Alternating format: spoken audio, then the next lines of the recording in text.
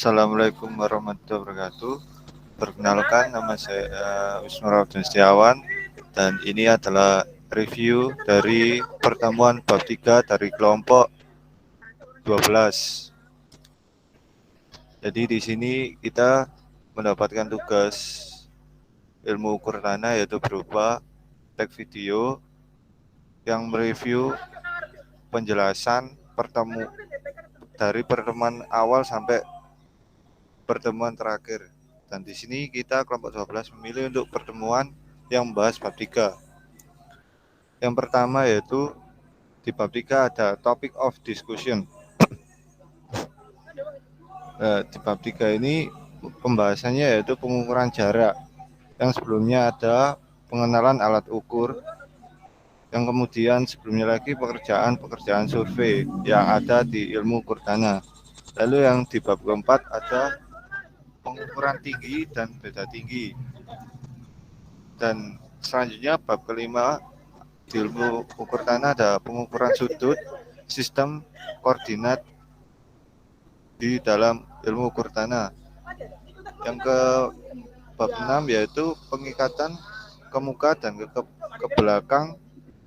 Lalu bab 7 ada pengukuran poligon. Lalu yang bab 8 hitungan poligon, bab 9 pemetaan situasi dan metode tekometri. Yang bab ke-10 yaitu menentuan azimut tinggi matahari. Di ilmu ukur tanah ada pengukuran jarak langsung, yaitu berupa pita ukur, rantai ukur, unting-unting, dan galon. Lalu yang kedua ada pengukuran jarak tidak langsung, yaitu ada beberapa metode. Yang pertama metode jarak optimis. Yang kedua metode jarak basis tegak. Yang ketiga metode jarak basis datar yang dibagi menjadi dua, yaitu basis dibuat. Lalu yang kedua basis subtense bar, yaitu basis invar. Lalu yang keempat ada metode electronic distance measurement.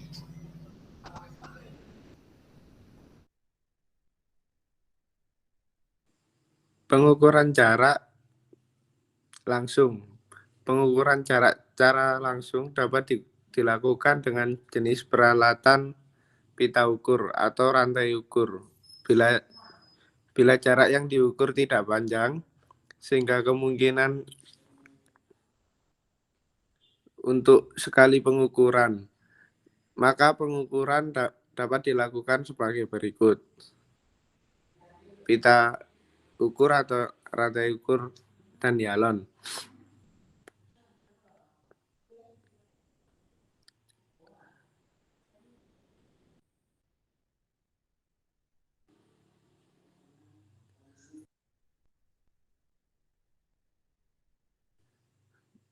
Bila jarak yang diukur panjang sekali sehingga tidak memungkinkan untuk sekali pengukuran, maka cara yang ditempuh adalah dengan pengukuran bertahap seperti berikut. Pita ukur atau rantai ukur dan unting.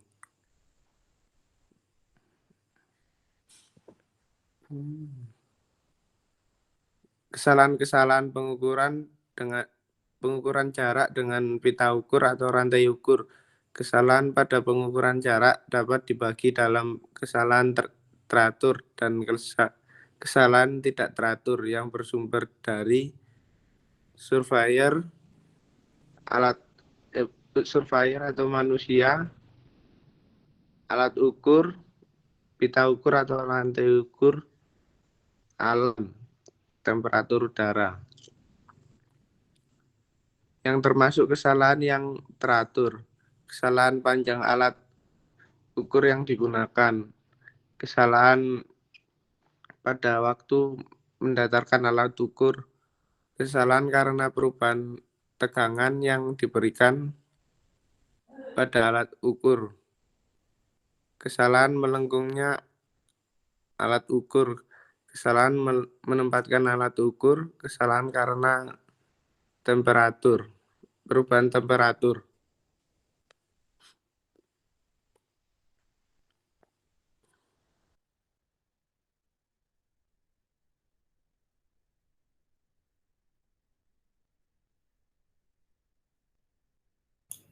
yang termasuk kesalahan tidak teratur.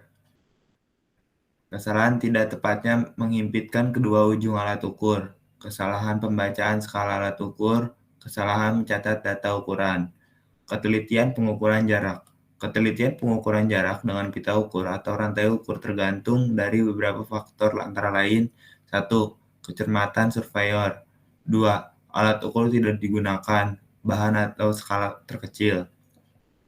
Dengan menggunakan pita ukur infar yang dilengkapi dengan alat pengukuran tegangan dan alat pencatat temperatur udara dapat mencapai ketelitian relatif 1 kali 10 per 4 sampai 4. Dengan menggunakan pita ukur baja dapat mencapai ketelitian relatif 5 kali 10 pangkat 4 min 4. Dengan menggunakan rantai ukur dapat mencapai ketelitian relatif 1 kali 10 sampai dengan 4 kali 10 min 3. Keadaan topografi daerah yang diukur. 4. Cuaca. Toleransi pengukuran jarak. Angka toleransi adalah besaran kesalahan yang diperoleh pada waktu melakukan pengukuran jarak. Dinyatakan dengan rumus sebagai berikut. Untuk medan yang mudah atau datar, yaitu TI sama dengan 0,008 dalam dibagi D plus 0,003D plus 0,05.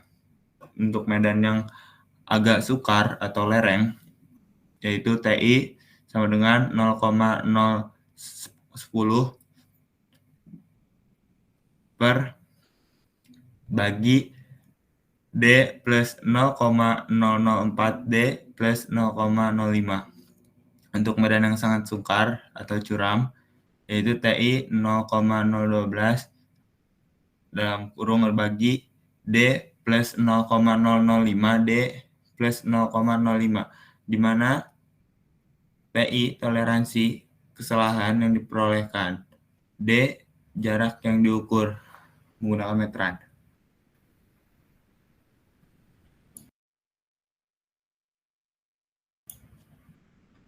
Pengukuran jarak tidak langsung. Pengukuran jarak secara tidak langsung dapat dilakukan dengan jenis peralatan teodolit dan EDM, Electronic Distance Measurement.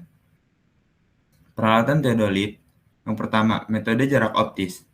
Pengukuran jarak secara optis dilakukan dengan peralatan teodolit dan rambu ukur, di mana bacaan pada rambu ukur masih terbaca. Prinsip pengukuran secara optis adalah sebagai berikut. Data ukuran. Yang pertama, sudut M, BA, BT, BB. Rumus. D sama dengan 100 dalam kurung BA min BB tutup kurung cos pangkat 2 M. 2. Sudut Z, BA, BT, BB. Rumus. D sama dengan 100 dalam kurung BA min BB tutup kurung sin kuadrat Z. Angka 100 adalah perbandingan antara FOB, jarak fokus lereng, jarak fokus lensa objek, dengan P, jarak BA dan BB pada benang silang diafragma.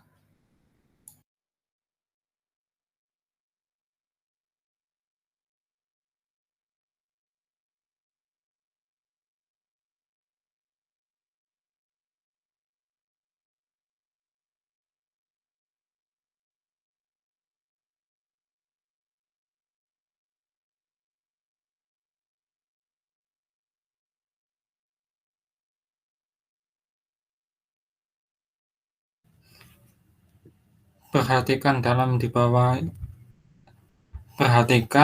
di bawah ini. Dalam metode jarak optis, nilai dalam kurung FOB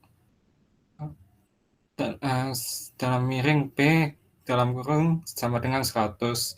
Sebetulnya menurut teori, jarak yang diukur secara optis adalah jarak D sama dengan 100 dalam kurung BA min BB dalam kurung cos akar 2 meter, sedang jarak D sama dengan dalam kurung A ditambah Fob dalam kurung cos meter plus 100 dalam kurung BA min BB dalam kurung cos akar 2 meter.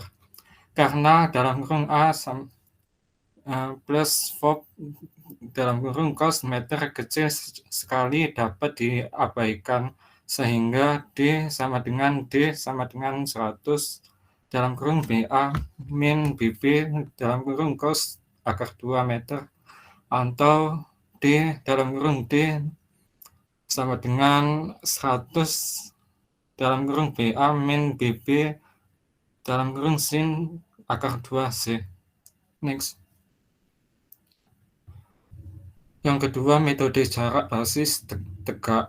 Pengukuran jarak basis tegak dilakukan dengan peralatan teodolit dan rambu ukur beserta 2 buah target.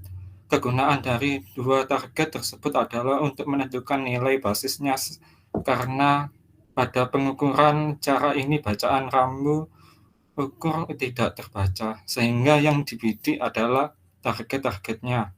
Prinsip pengukuran jarak basis tegak adalah sebagai berikut. Data ukuran 1 sudut MA, 2 sudut MB, B basis, perhitungannya D sama dengan XA per tan MA sama dengan XB per tan MB. Sedangkan untuk B sama dengan XA min XB, seterusnya XB sama dengan XA min B. Next.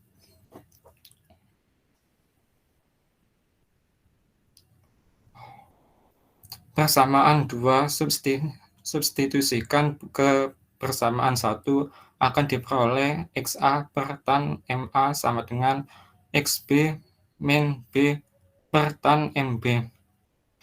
Seterusnya XA per tan MA sama dengan XA per tan MB min B per tan MB.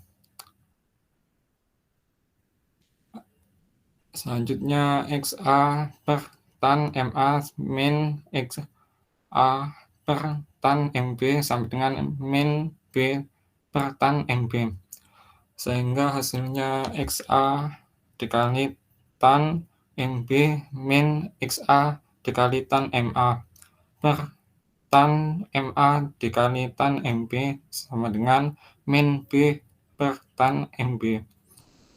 Selanjutnya XA dalam kurung tan MB min tan MA dalam kurung per tan MA dikali tan MB sama dengan min B per tan MB.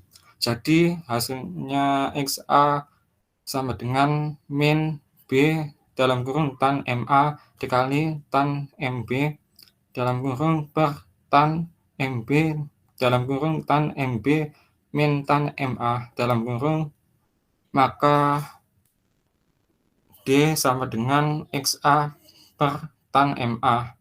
Dalam rumus D sama hasilnya D sama dengan min B per tan MB min tan MA. Data ukuran 2 sudut CA sudut CB sama dengan B basis, perhitungannya D sama dengan YA per cos tangen ZA sama dengan YB per cos tangen CB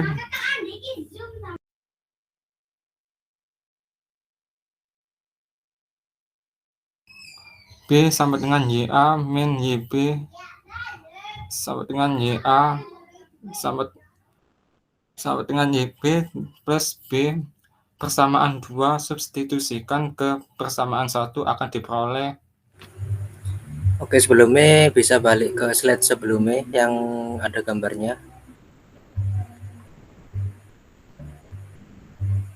Nah, di sini kan diterangkan bahwa teodolit mengukur jaraknya yang di bab ini. Yang kedua, metode jarak basis tegak, yaitu pengukuran dari teodolit ditembakkan ke arah titik TA dan titik TB.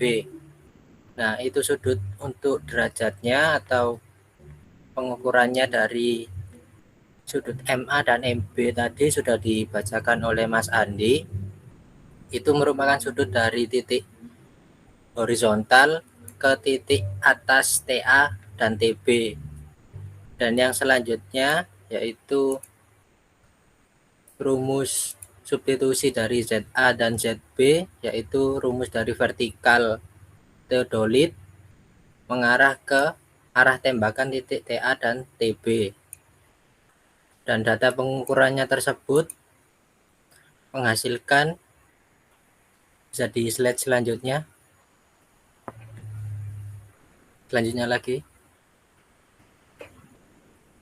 Nah, dari hasil substitusi ZA dan ZB, pengukuran jarak ini disebut dengan pengukuran jarak taknesial karena perhitungannya menggunakan rumus-rumus tangen atau tan dan kotangen. Jadi di ZA dan di ZB, D sama dengan B bagi cos tangen ZA dan cos tangen ZB. Dan yang ketiga, jarak basis datar. Pengukuran jarak basis datar ini dapat dilakukan dengan dua cara, yaitu cara satu peralatan teodolit dan meteorol. Pada cara ini basis datar dibuat dengan memasang sebuah titik patok di dekat tempat teodolit. Kemudian diukur jaraknya dengan meteorol dan jaraknya tersebut adalah basisnya. Selain itu, pada pengukuran jarak basis ini ada hal yang perlu diperhatikan. Bisa di next.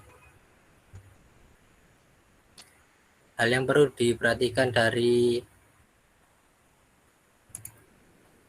pengukuran jarak basis datar yaitu mengenai panjang basis jangan terlalu panjang, maksimum 5 meter. Hal ini dimaksudkan untuk menghindari kesalahan pada pengukuran basis. Karena kesalahan pengukuran basis akan membuat merambat ke jarak hasil perhitungan. Pada pengukuran jarak basis yang diukur adalah sudut-sudut dan panjang basis, dan pengukurannya dilakukan pergi pulang sehingga jarak yang diperoleh merupakan hasil rata-rata dari pengukuran jarak pergi dan pengukuran jarak pulang. Untuk lebih jelasnya bisa dilihat pada gambar berikut ini. Jadi jaraknya dari tembakan dari alat teodolit ke titiknya itu 5 meter. Jadi bolak-balik harus diukur. Jadi nggak bisa hanya satu tembakan, melainkan harus bolak-balik. Untuk gambarnya bisa dijelaskan oleh Muhammad Taufikul Mukmin. Terima kasih.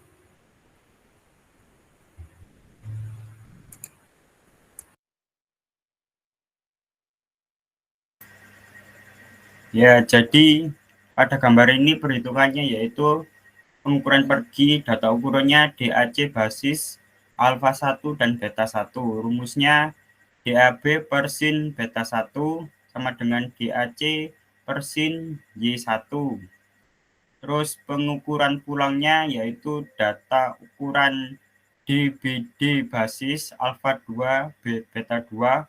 Rumusnya yaitu DAB per sin beta 2 sama dengan DBD per sin Y2. Maka ukuran yang diperoleh adalah DAB pergi plus DAB pulang per 2. Lalu cara kedua, peralatan teodolit dan subtenbar atau invar basis. Pengukuran jarak dengan subtenbar merupakan pengukuran jarak optis tidak langsung yang dapat didapatkan dari hubungan panjang basis invar yang sudah fix diketahui panjangnya. Sudut paralaktis yang diukur menjadi invar basis dan jarak yang akan dihitung. Untuk lebih jelasnya cara pengukuran perhatikan gambar sebagai berikut. Next. Ya, gambarnya seperti di atas. Data ukurannya yaitu sudut alfa beta basisnya 2 meter.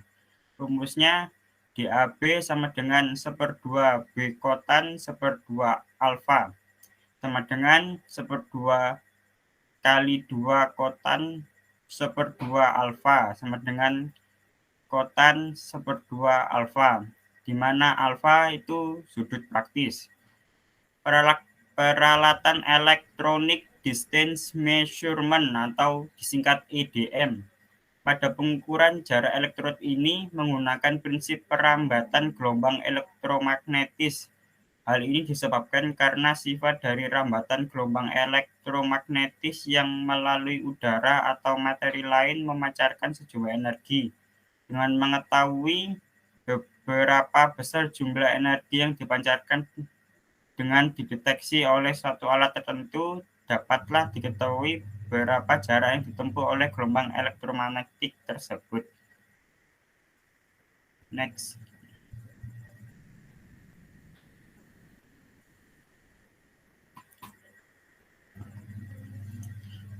Prinsip utama pengukuran jarak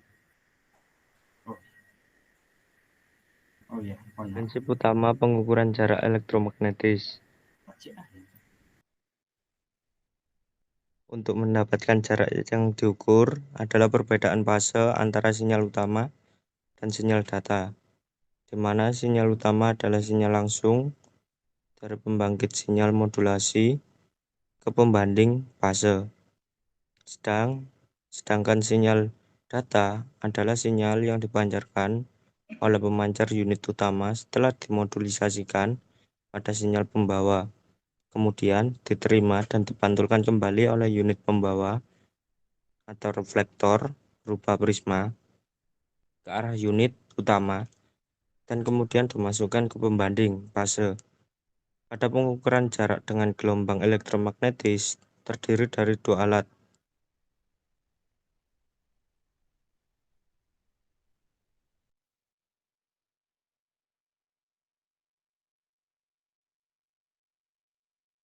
dua unit pembantu disebut remote pada alat-alat microwave yang bersifat aktif, dan pada alat-alat light wave disebut reflektor yang bersifat pasif. Bagian umum dari alat pengukur jarak elektronik atau EDM. Yang pertama, sinyal pembawa, kemudian menuju ke arah modulasi pembawa, kemudian ke arah pemancar, kemudian ke unit pembantu, kemudian ke penerima, kemudian didemodulasi, kemudian ke pembanding fase, kemudian muncul sinyal modulasi yang dikembalikan ke modulasi pembawa ataupun ke pembanding fase, kemudian muncul bacaan. Next.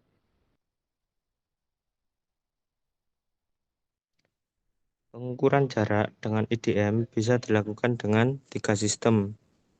Yang pertama, yaitu unit utama, EDM, dan theodolit. Unit pembantu, reflektor atau prisma, dan target. Apabila alat EDM dilengkapi dengan alat penghitung atau komputer atau notebook, maka sudut theta tinggal dimasukkan, sehingga jarak yang diinginkan atau L langsung didapat. Selain untuk mengukur jarak, alat EDM juga dapat dipakai untuk mengukur beda tinggi, yang akan dibahas lebih detail pada pembahasan bab keempat. Untuk memahami ketiga sistem tersebut, dapat dilihat pada gambar berikut, yaitu alat EDM ditembakkan ke reflektor atau ke prisma. Juga begitu dengan alat theodolit yang ditembakkan ke alat reflektor dengan data ukuran D, jarak miring, dan theta adalah sudut zenit diukur terpisah dengan jarak D. Rumusnya yaitu L sama dengan D dikali sin theta. Yang kedua ada sistem unit. Yang kedua, unit utamanya EDM dan theodolit. Unit pembantunya reflektor dan prisma. Terus theta atau sudut zenit diukur terpisah dengan jarak D, dan D kecil atau jarak teropong theodolit ke EDM. Rumusnya yaitu L sama dengan D besar ditambah D kecil cos theta dikali sin theta. Dan yang sistem ketiga itu unit utamanya itu EDM, dan unit pembantunya itu reflektor atau prisma. Next. Nah, ini datanya itu, data ukurannya itu D besar itu jarak miring, theta itu sudut zenit, diukur terpisah dengan jarak D besar. Dan di sini itu rumusnya L sama dengan D besar sin theta. Proses pengukuran dengan alat electronic distance measurement atau EDM. Teodolit itu mengukur sudut vertikal atau theta, EDM itu mengukur jarak miring atau D besar. Terima kasih.